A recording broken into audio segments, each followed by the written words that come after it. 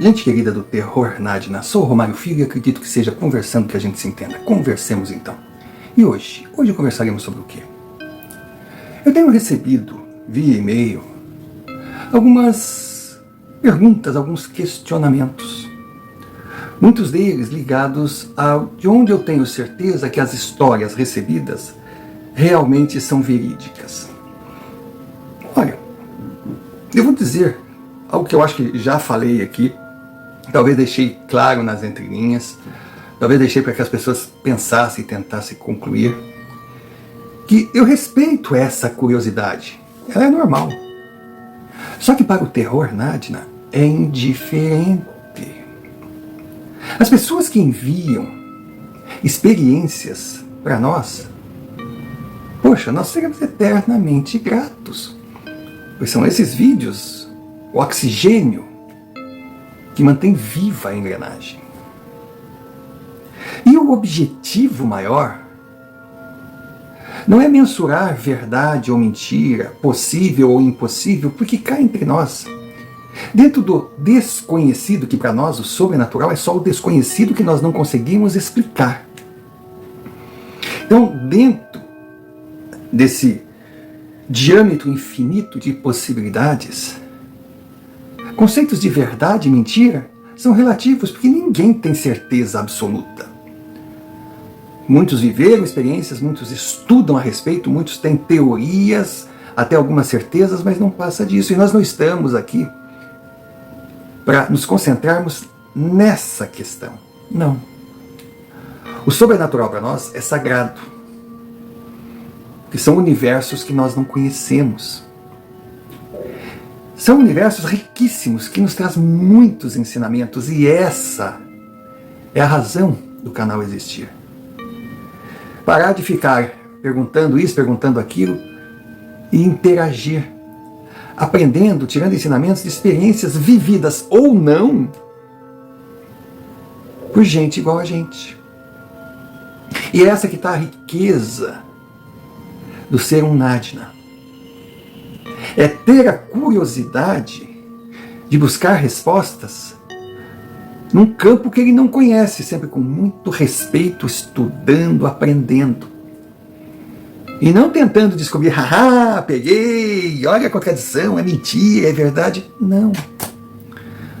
O verdadeiro Nadina, ele parte da premissa que o que ele está ouvindo, presenciando, se não for verdade absoluta, tem uma grande possibilidade de ser. Aí ele se coloca no lugar de quem vive a experiência e procura, através dessa convivência, dessa participação, imaginar como agiria, como se sentiria, se teria efeitos colaterais, se ficariam sequelas, caso ele estivesse na história.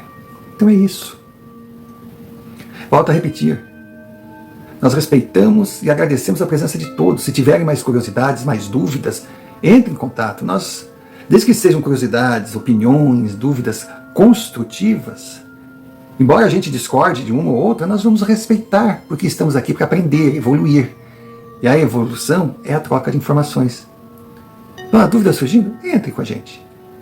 E não que nós vamos querer ensinar, ou dizer como você deve pensar, ou mudar a sua opinião. Não. Nós vamos apenas colocar o nosso ponto de vista, ouvir o seu e chegar a um denominador comum. Pois isso é evoluir no mundo real e no desconhecido sobrenatural.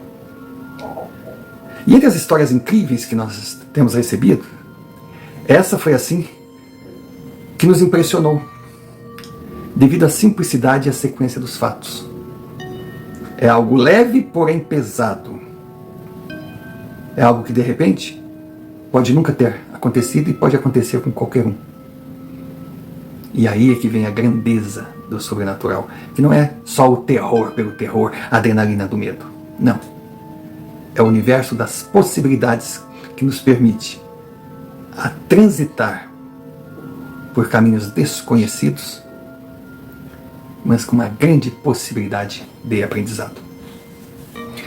Então assista o vídeo até o final.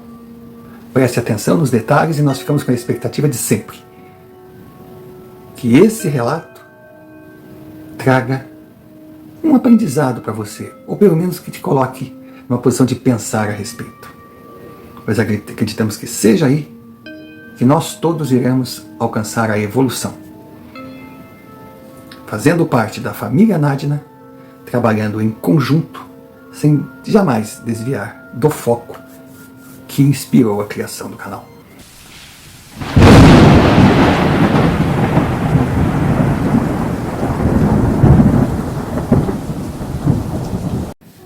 Senhor Omar, meu nome é Ana Paula.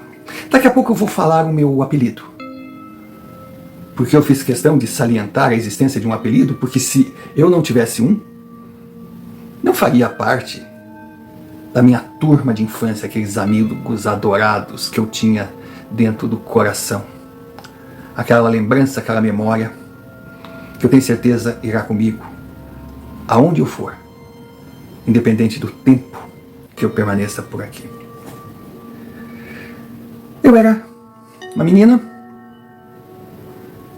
a mais nova da minha família, uma família que o meu pai dizia que ele era muito preguiçoso, então não queria botar o acabamento final. Aí acabou colocando no mundo apenas piquitas. Nós éramos 4 meninas. E eu, como mais jovenzinha, não é que eu não tive a presença das minhas irmãs, claro que eu tive, mas para mim elas não eram minhas amiguinhas, elas eram mais velhas, elas eram meus exemplos, elas cuidavam de mim para ajudar a minha mãe também, que me amavam muito e a recíproca era verdadeira. Para ter uma ideia, eu fui a famosa rapa de tacho. Quando eu nasci, a minha irmã, Pietra, tinha 11. E depois vinha 14, 17. Então eu era a única criança em casa. Nos primeiros anos foi complicado. Nós morávamos numa cidade pequena, retirado. Na verdade, nós morávamos retirado da zona urbana. E eu tinha que brincar sozinha. Mas ainda bem que os primeiros anos da infância demoram, mas passam rápido. Já reparou? E finalmente eu entrei na escola. Oh meu Deus, o dia mais feliz da minha vida. Não porque eu ia estudar. Não. Tá, também porque eu ia estudar, porque eu não queria ser burra. E que eu tinha 4 mães, né? A mãe que me gerou e as 3 mães que foram geradas por ela. E mais um pai rigoroso que dizia que a pessoa que quisesse ser independente não poderia depender. Até então isso parece lógico, mas para não depender, o que precisa? Estudar. Então eu fui para a escola. Algumas crianças, até por conhecer de vista, porque uma cidade pequena praticamente todo mundo conhece todo mundo. Se não conhece, já viu. Ah, eu ia numa festinha de uma prima, lá estava aquela menina, lá estava aquele menino. Eu não entrei num ambiente de estranhos.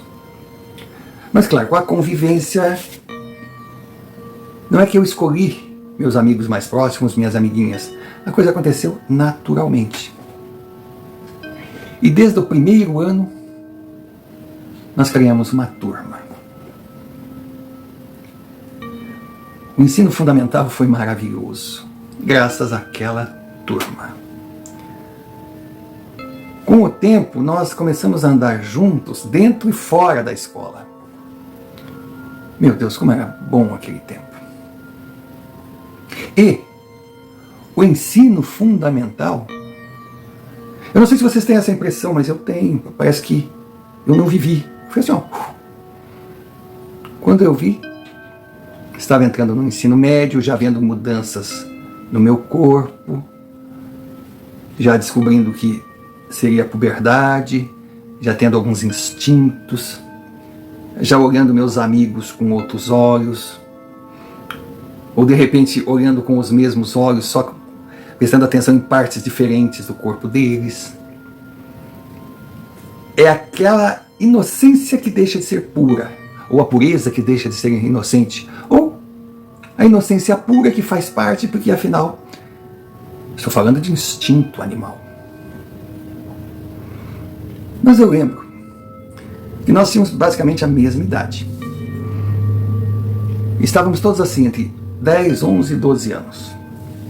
Aí agora eu vou comentar sobre a minha turma. A minha turma tinha um menino que ele era muito legal, mas ele era bipolar. Esquentado que Deus o livre. Não que ele fosse para a escola para brigar, não, ele era bom, ele era calmo, mas olha, bastava isso aqui para ele já ir para vias de fato. O apelido dele, o Zurrilho. Por que Zurrilho? Bom, porque eu não sei de onde tirou. Mas quando ele ficava invocado com alguém, podia saber que seria confusão. Ele já dizia, eu estou ficando Zurrilho com aquele fulano. É o nosso amigo Zurrilho. Que não era dos mais corajosos, não era dos mais inteligentes, mas ele fazia parte, ele era divertido, se bem que era perigoso, né? Sair com o Zurrilho, de vez em quando, fazer com que a gente entrasse em situações que não gostaria de estar. Bom, tirando o Zurrilho, o outro menino era o Baby Saulo. Por que Baby Saulo? Bom, lembro daquela série dos dinossauros que passava na TV antigamente? Lembro do bebezinho? Então o Baby Saulo era um menino fofo, pela bondade dele e pela amplitude física. Ele era bem gordinho. Ele era rechuchudo. Ele era... Bom, vou parar por aqui, não interessa. Só que ele... Sabe aquele menino criado com vó? Que qualquer coisa que acontecia, ele com todo aquele tamanhão, eu vou falar para minha mãe, eu vou contar para minha mãe, e dali eu vou contar para minha mãe, de cadê mamãe foi um tapa. E cadê mamãe? Era a marca registrada do Baby Saulo do desenho. Ai, meus queridos amigos, o Zurrilho e o Baby Saulo. Aí o terceiro é o talento. Pode ver que eu não estou falando nome de ninguém, porque se eu fosse falar eu teria que inventar nomes, então dá no mesmo, né? Porque o canal não gosta que se use nomes verdadeiros por uma série de questões legais, eu entendo. Mas o talento, ele não tinha esse nome por ser talentoso, não. E sim que ele era muito agitado. Ele era ligado no 220. Enquanto o Zurrilho estava pensando se gostou ou não gostou do fulano, decidindo se ia partir para a paulada ou não, e o Baby Saulo estava lutando para parar de chorar para chamar a sua mãe, o talento já rapidinho dizia, nossa, como vocês são lento, talento isso aqui, vamos definir, é para hoje. Era o talento. Bom, aí vem as meninas. E a primeira que eu vou falar é a mais bonitinha de todas. Nossa, ela era linda. Ela era uma bonequinha, ela era uma princesa. Mas o apelido dela, coitadinha, era Piniquinho. É. E se não deu para entender ainda o porquê, aquela gata cheirava xixi. E não é assim no fantasioso. Não, era no literal. Ela cheirava xixi. Comentava-se na época que a mãe dela era desleixada, não cuidava da filha. Outros diziam que era desleixada, não desleixada, né? Não só no não cuidar da filha, mas no ser porca. Então, eu não vou dizer que testemunhei, porque eu não vou falar mal da Piniquinho, eu adorava ela. Eu até tinha uma invejinha pura da beleza dela. Não, invejinha pura não, eu morria de inveja dela. Mas a gente frequentava, por exemplo, os mesmos banheiros. E para nós, as meninas, era nítido e notório que ela usava a mesma calcinha durante semanas. Ela era bem fedidinha. Mas aí é que eu comecei a ver as diferenças entre os meninos e as meninas.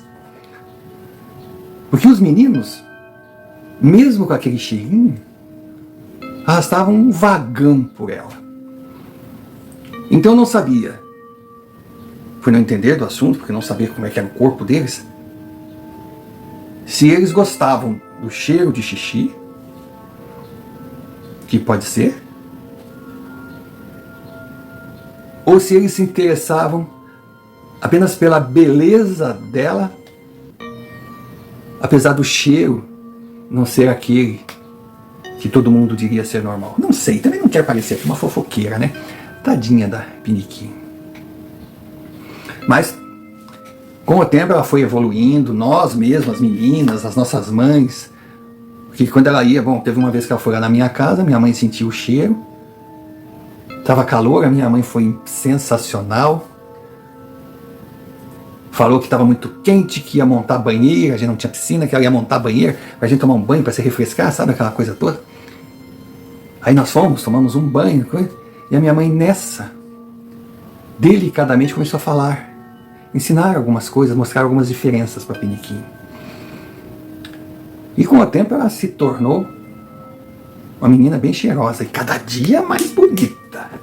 Era Piniquinho tá perto, os meninos nem olhavam para nós. Não que eu tivesse ciúme dela com os nossos amigos, não. A nossa turma era a nossa turma, mas aqueles outros meninos, os mais velhos, aqueles que nós da turma olhávamos assim com aquele eu te quero e não davam a mínima para nós, esses realmente a gente ficava em dúvida se deixava de andar com a Piniquim para que eles olhassem para nós, ou se continuava andando, porque andando com ela, ela sendo bonita, chamava a atenção de todos e de vez em quando podia sobrar um para nós. Coisas de adolescente. Eu sei que vocês vão dizer que é bobagem, que é frescura. Hoje eu, mulher feita, sei que é, mas na época era o nosso universo. Tirando a Piniquim, tinha a gostosa. Tinha quem? A gostosa. Mas afinal, quem é a gostosa? A gostosa, entre nós todos ali, era a mais velha. Já tinha completado 12 anos, seios já tinham aparecido, aquela transformação. E todos os meninos a chamavam de gostosa. Porque ela era assim, digamos, aquelas formas protuberantes. Que mostrava que seria um mulherão, porque a mãe dela era gigante, o pai dela era gigante, então ela era gostosa. E tinha eu. O meu apelido? Bom, o meu apelido era Zoreiuda. Se você perguntar por quê, vai ter guerra aqui. Eu não sei por quê, não dá nem para reparar, né? Eu era Zoreiuda. E nós brincávamos. Esses 6 eram os colados. Mas tinha uma que era uma menina muito legal, mas ela era muito fechada, ela era estranha. E morava num sítio retirado. Nós a chamávamos de Gnomo. A Gnomo era legal, ela gostava da gente, na escola ela brincava com a gente. Mas ela dificilmente ia na nossa casa, e ir na casa dela nem pensar. E de repente a gente percebia, as nossas mães, que de alguma forma elas tinham um certo receio da gente andar com a Gnomo. Mas a Gnomo era um doce de menina. O seu irmão, que era um menino também de outra escola, mas gente boa, lá na escola era conhecido como Elfo. Para nós era apenas mais um apelido, porque a nossa cidade era a cidade dos apelidos. Todos os apelidos tinham a ver com alguma característica, menos eu, Zoreiuda. Não, de jeito nenhum. Aí certo dia, eu conversando com a minha mãe, conversando sobre a Gnomo, sobre o Elfo, eu ia completar aniversário, eu ia completar 11 anos, e perguntei se eu podia convidá-los. Meu pai olhou para minha mãe olhou para meu pai, os dois se olharam, as minhas irmãs estavam ali, houve o silêncio, eu disse, poxa, vocês estão me escondendo alguma coisa? Foi quando a minha mãe falou, filha, o que nós vamos te contar aqui pode parecer bobagem, nós achamos bobagem também. Mas as pessoas que já conviveram com a família desses seus amiguinhos dizem que não é uma família muito normal, que a mãe deles é uma bruxa. E que a casa deles é cercada de segredos, que coisas acontecem ali. Eu perguntei: que coisas? A minha mãe meio que desconversou, porque ou não tinha certeza, ou não queria entrar em detalhes, não queria me chocar. Mas então eu desconversei e disse: mas eu posso convidá-los? Minha mãe disse: pode. Aí a minha festa foi incrível. Bom, veio basicamente a escola toda. A escola que me interessava.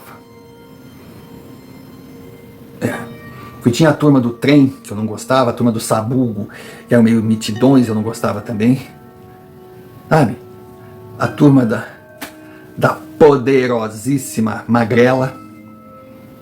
Nós também não íamos com a cara. Era tudo assim de turmas.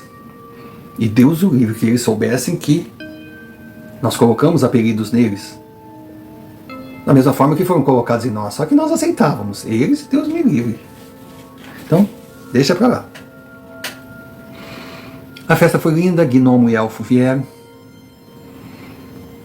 A princípio retraídos, depois minha mãe, sempre ela, acostumada com crianças, conseguiu entrosá-los, e eram duas crianças maravilhosas, duas pessoas lindas, que até o Baby Sauro, que tinha meio medo da gnomo, o Zorrilho, que já olhava assim pensando se ia gostar do elfo, que se não gostasse ia ter treta, sabe essa coisa? Mas não.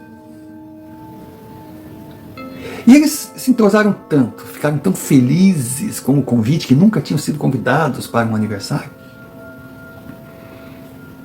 que resolveram chamar a todos. Para que a gente fosse na casa deles num sábado, para brincar. Diz que era muito bonito, tinha pé de frutas, tinha animais, era um sítio enorme. Aí a minha mãe já se adiantou: mas a gente não sabe se o pai de vocês, se a mãe de vocês vão querer crianças. Tá? Ela disse assim: claro que vão querer. Meu Deus, eles até cobram da gente porque a gente não traz nossos amiguinhos em casa. Foi claro que a Piniquinho tinha que jogar uma bobagem no ventilador. Ah, a gente não vai lá porque diz que na casa de vocês acontece umas coisas estranhas. Aí o elfo riu: na nossa casa não, na nossa casa não acontece nada. Acontece no terreno que tem perto da nossa casa, que também é do meu pai,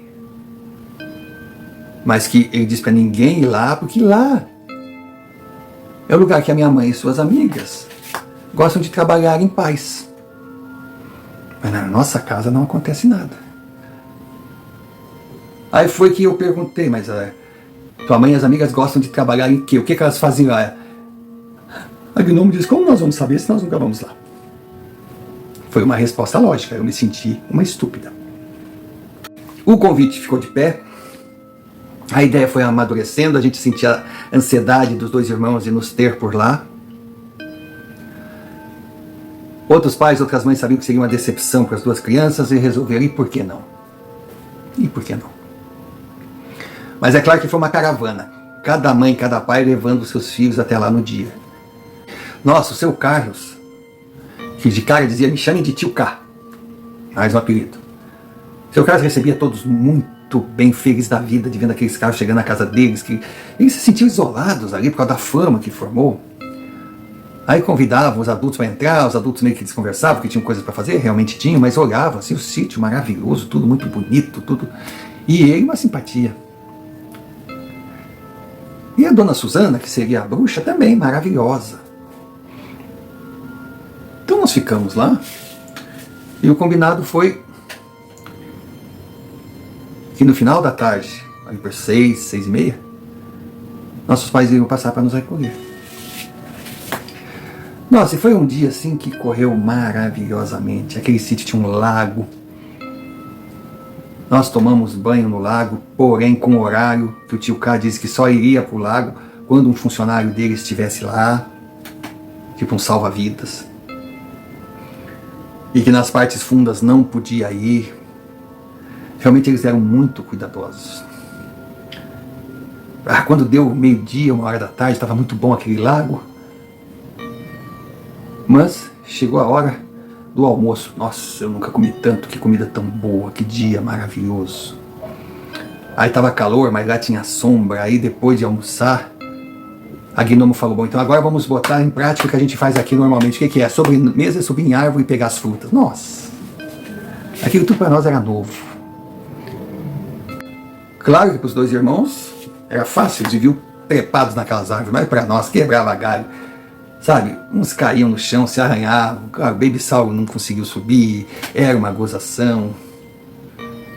Meu Deus do céu, que dia lindo, que família linda. Só que quando deu ali por 4 horas da tarde, nós começamos a ouvir uns sons vindo de longe. A impressão é que eram vozes, mas não eram vozes, eram, sabe? Foi quando eu perguntei para a Gnomo, o que é isso? Ah, a gente não sabe o que é, vem lá do terreno que eu falei que era longe. Mas você quer ver? Sobe naquela árvore lá. Eu disse, eu não vou subir lá em cima. Tá bom. Então vamos lá pro sótão da nossa casa. Aí a gente vai no telhado, vocês podem ver, porque a casa era alta, tinha pé direito alto, estava numa colinazinha, tinha o sótão. Aí nós fomos no sótão e ficamos olhando assim no horizonte. Era longe da casa realmente. Mas tinha algo estranho. Tinha uma espécie de nuvem. E aquela nuvem emitia sons. E para alguns, eu não cheguei a notar, pareciam que eram figuras que se formavam, sabe? Tipo, a gente olha a nuvem, aí enxerga figuras, era que parecia que eram figuras que se formavam. Pareciam seres. Era bem interessante e bem assustador. Mas chegou o final da tarde, todos nós embora, agradecemos, nossos pais agradeceram, já convidaram o Elfo e o Gnomo para outra festa, eles se entrosaram, foi maravilha, e a vontade de voltar àquele sítio ficou em todos nós, e não demorou muito, nós voltamos. Igualmente fomos bem recebidos. Mas naquele dia nós percebemos que o tio K tinha compromissos na cidade, e saiu depois do almoço. E a tia Bruxa, como nós a chamávamos, falou, olha, fiquem por aí. Aí tinha a dona Almerinda, que era a pessoa de confiança dela, que cuidava de tudo, que fazia comida. Que comida! Nossa! Nós sabíamos as regras da casa, ficamos brincando para cá, brincando para lá. Aí de repente, veio a ideia, vamos brincar de esconder? Esconde-esconde. Ah, vamos, maravilha. Tá, mas vamos botar a regra. Porque aqui é muito grande. Até onde a gente pode se esconder?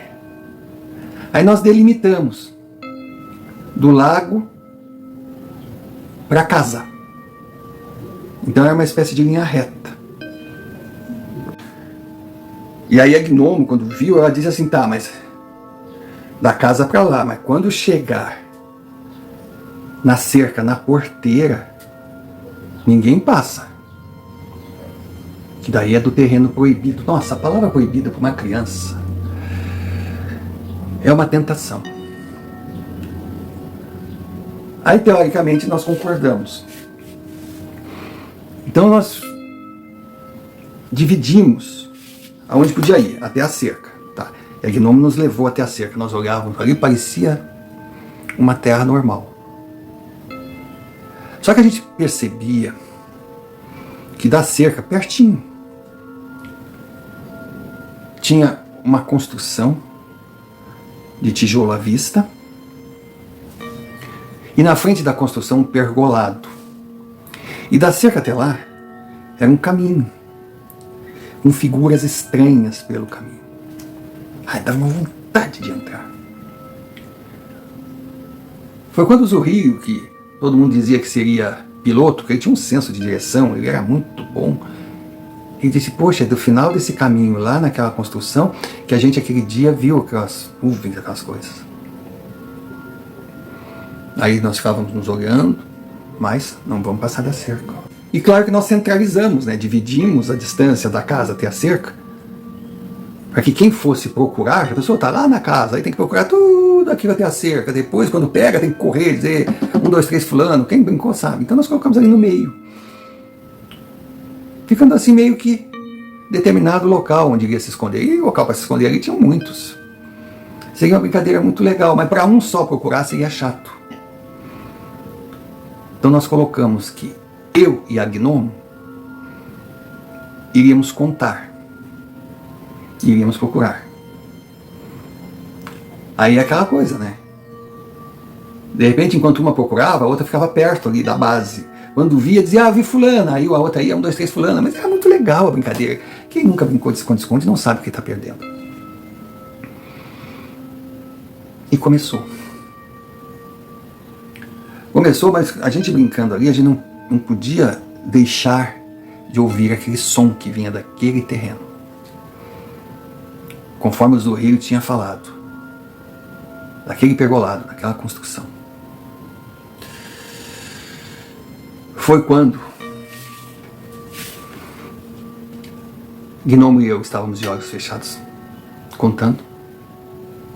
O elfo saiu ali da base e foi para a direita sentido casa, longe da cerca, porque ele não entraria ali de jeito nenhum, que assim ele aprendeu. O Baby Sauro, a gente sabia que era procurar em volta ali, que ele está escondido em algum lugar pertinho, porque ele não tinha fôlego para ir a outro lugar. Mas infelizmente, Piniquinho, Zurrilho e o talento,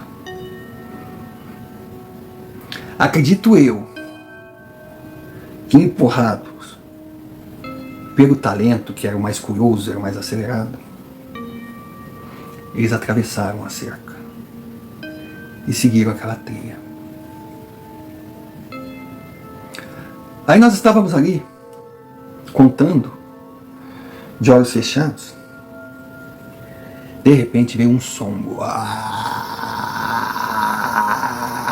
Mas sabe aquele som que parece que está te abraçando? As árvores começaram a movimentar, uma coisa incrível.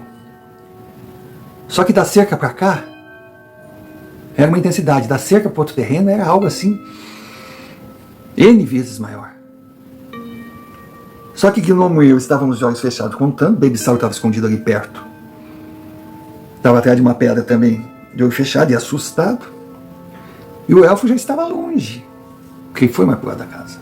E ele já estava acostumado. O meu coração veio na boca.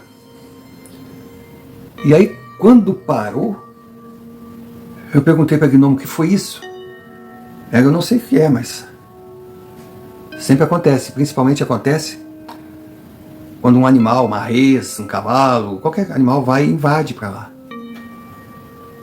Nisso, eu vejo o Baby Sauro chegando, não esperou que a gente fosse procurar, mas branco, perguntando o que era aquilo. E o elfo também correu, ele não ficou escondido. Aí ele, não é, por que tu não está escondido? Ele perguntou para mim, você não achou esse barulho muito alto? Mas não é nada diferente. Foi quando eu pensei, cadê os outros? Aí a Gnomo, estão escondidos, mas escondidos aonde? Vamos procurar, eles devem estar por aqui. E me deu um pressentimento ruim. E quando nós fomos procurar, o Baby Sauro começou a chorar, dizendo, cadê minha mãe? Cadê minha mãe? Cadê minha mãe? Com as frescuras de sempre. Só que nós chegamos perto e nós vimos que não era tão frescura. Na hora de passar pela cerca, Piniquim, não sei como foi que ela não conseguiu, né? Ela tinha um pedaço de roupa, um pedaço de pano rasgado ali. E nós vimos que era da camisa dela. Porque ela era toda modinha, peça sobre peça, sabe aquela coisa toda?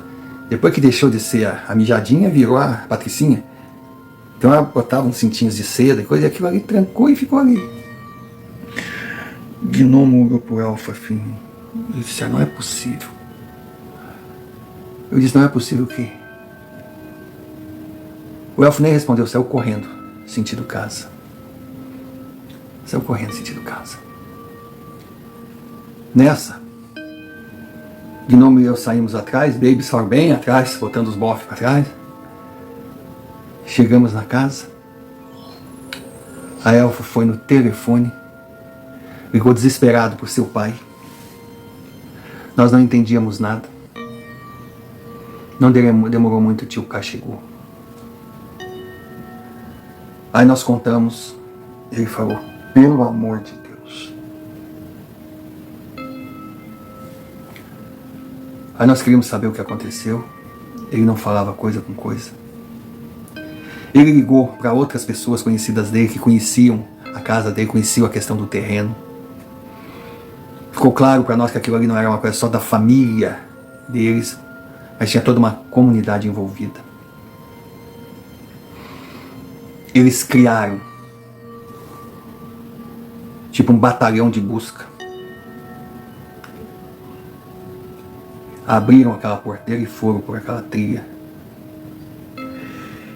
E nós olhando aquilo, quando eles chegaram próximos, nós vimos algo gigantesco se abrir. Mas era escuro. Não dá para definir. Mas sabe um círculo pequeno, preto, que de repente cresce, cresce, cresce, cresce, cresce. A gente vê na perspectiva assim, não é plano, parece que ele é fundo assim, parece um cone. E aquilo abriu assim, fez um... E aí começou aquele vento todo. E aquelas pessoas que estavam ali com o tio K começaram a repetir palavras que nós não entendíamos. Mas nós ouvíamos aquilo tudo, mas ficamos do lado de cada cerca.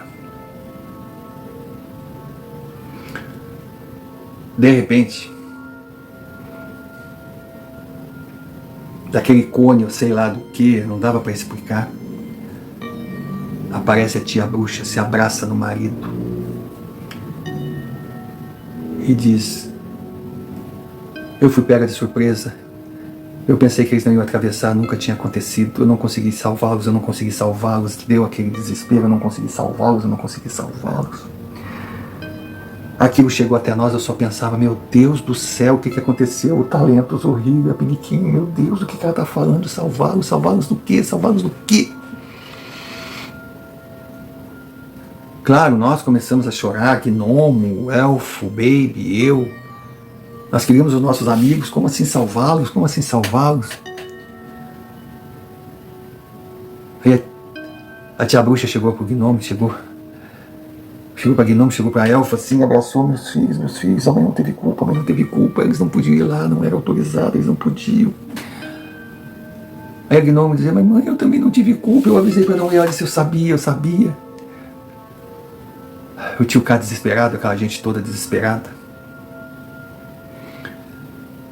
Aí a questão era saber do que fazer, vamos chamar a polícia, mas eu conhecia muita gente ali, muitos dos que estavam ali eram da polícia. Boa parte dos adultos da região sabiam o que era aquilo ali, o que tinha acontecido. Nisso,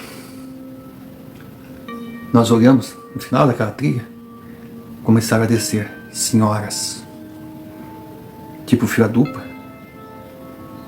Aí nós percebemos que elas estavam vestidas com a mesma roupa, tipo um casacão que ia até embaixo. Tipo roupa de padre, sabe? Aqueles padres antigos que tinha até um barbante que amarrava no meio. E elas vinham andando assim, segurando lanternas. Nós estranhamos porque as lanternas, porque era dia. Elas passaram para nós, tipo marchando, por nós, tipo marchando.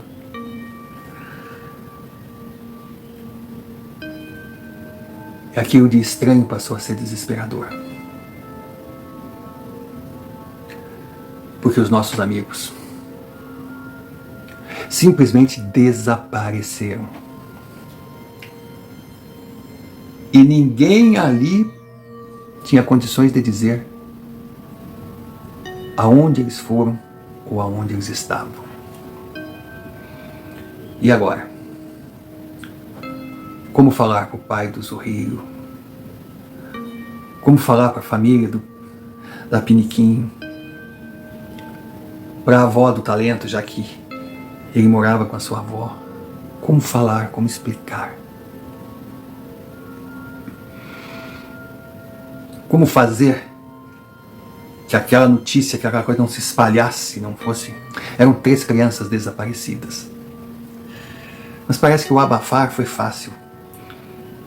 Porque muitas daquelas senhoras que estavam com aquela roupa de padre ou de freira, sei lá, eu estava em estado de choque, ou os homens que chegaram ali junto com o tio Cá, eram autoridades da cidade. Todos de alguma forma sabiam o que tinha naquele terreno. Mas nunca tinha sido invadido. Então eles não tinham noção de onde estariam os nossos amigos. Bom, eu poderia ficar aqui horas tentando explicar o passo a passo dos trâmites legais, do desespero das famílias e de conversas que o próprio vigário, o próprio padre tinha com a família dos desaparecidos, que de alguma forma tinha uma conformidade, um consolo, era algo estranho, era uma coisa diferente, mas eu não queria entender. Eles eram meus amigos, eles eram meus amigos. Mas também eu não queria culpar o tio Cá, não queria culpar Gnomo, nem Elfo, nem a tia Bruxa, porque afinal todos foram avisados para não entrar lá. O que os 3 foram fazer lá? Foi muito triste. Foi muito triste, mas de alguma forma a cidade absorveu aquele desaparecimento, porque a impressão que dava que era só uma questão de tempo, eles voltariam. Adulto tem cada coisa, né?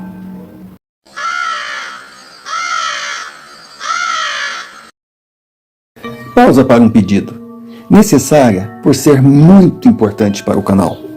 Se você ainda não é inscrito, inscreva-se, deixe o seu like, comente, compartilhe, clique sino de notificações para receber mais vídeos produzidos por nós.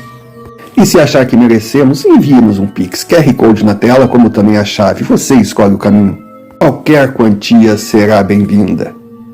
Importante também é que você lembre de hypar o vídeo. E se desejar se associar à Confraria Nadina, será muito bem-vindo. Seja membro por apenas R$ 4,99.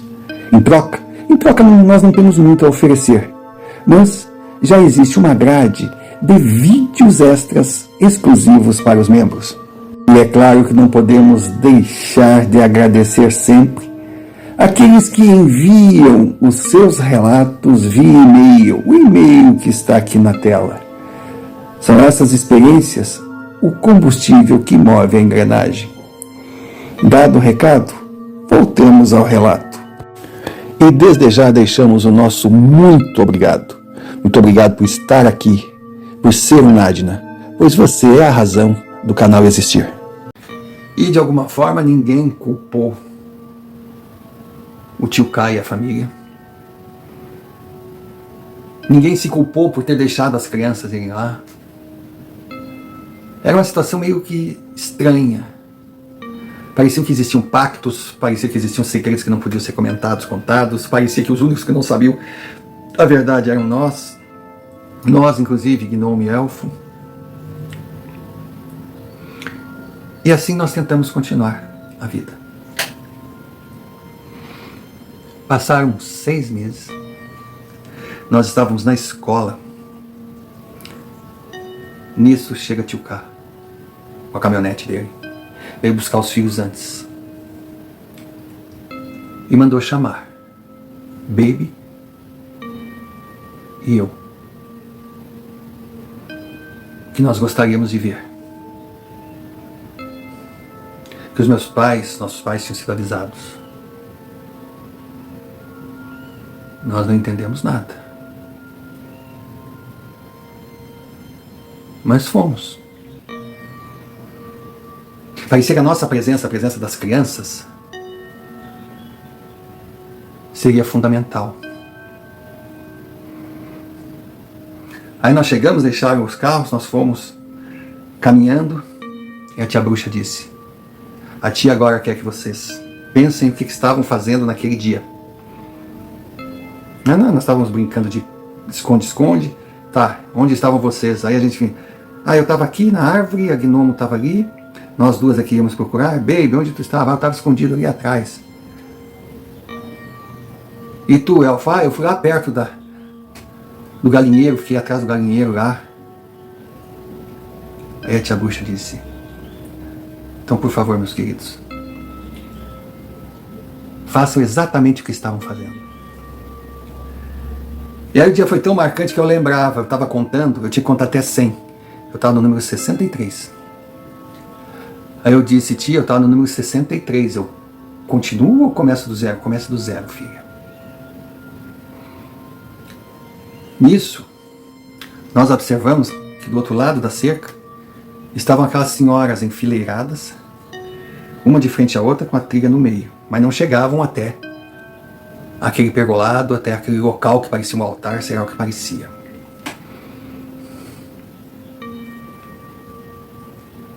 A única coisa que a tia pediu é que, como nós não abrimos os olhos naquele dia, que nós mantivéssemos fechado. E foi o que fizemos. E eu comecei a contar. Eu comecei a contar e aquele círculo preto lá no alto, aos poucos começou a se abrir, se abrir, se abrir, se expandir, aquilo tudo de novo, aqueles sons, aquela coisa absurda. Só que as pessoas que estavam do outro lado sabiam o que faziam. Elas seguravam suas lanternas, de repente anoiteceu, e era dia, anoiteceu. E as lanternas estavam ali, dava um vento, dava uma situação toda diferente, aquela coisa aberta. E elas faziam algo, lembrava uma reza, alguma coisa. E a tia bruxa foi andando entre aquelas mulheres, tipo um cordão polonês. Ela foi caminhando, caminhando, caminhando. Quanto mais caminhava, mais ela brilhava, era impressionante, ela brilhava. E o engraçado é que nós estávamos de olhos fechados, mas a impressão que dava é que eu estava vendo aquilo. Não sei, era uma coisa muito louca. Teve uma hora que eu achei que eu estava fora do meu corpo, olhando aquela cena. E atrás daquela coisa escura, um céu vermelho, a coisa mais linda do mundo, um colorido, parecia um pôr do sol, mas era muito mais. Nisso, de repente, como do nada, nossos 3 amigos descem por aquela estrada, aquele cordão polonês, aquele corredor. Vêm correndo, rindo, parecendo meio brabos, parecendo não perceber a presença daquela gente toda. Atravessam a cerca. E quando eles atravessaram, eu senti eu voltar pro corpo, sabe? Eu naquela posição. Aí eu vi o berro revoltado da Piniquinho. Poxa, vocês querem nos fazer de palhaços? Aí eu olho para trás. Eu vejo ela, o Zurrilho Talento. Aí eu gritei para a Gnome, ela veio também, ela não acreditava nisso, o elfo veio, nisso veio o Pig, nós começamos a abraçá-los, a beijá-los, né? Eles diziam: vocês estão loucos? Vocês querem o quê? Vocês estão... Sabe? A gente dizia: onde vocês estavam? Pelo amor de Deus, onde vocês estavam? Ué, onde nós estávamos? Nós estávamos escondidos e vocês não foram nos procurar. Poxa, que pegadinha é essa? Ficamos que nem palhaços lá. Nisso vem a tia bruxa. Aí que eles viram, eu digo: ô tia, o que a senhora está fazendo aqui? Aí olharam para trás: ué, o que é essa gente toda? Tia bruxa só perguntou: onde vocês estavam escondidos? Vocês viram alguém? Não, tia. A gente estava escondido ali no escuro, nós 3. A gente ouvia uns barulhos, umas coisas, mas só isso. Aí ela abraçou os 3 e disse: ah, então não fiquem tristes. Perdoe os amigos de vocês, eles não sabem brincar. E saiu.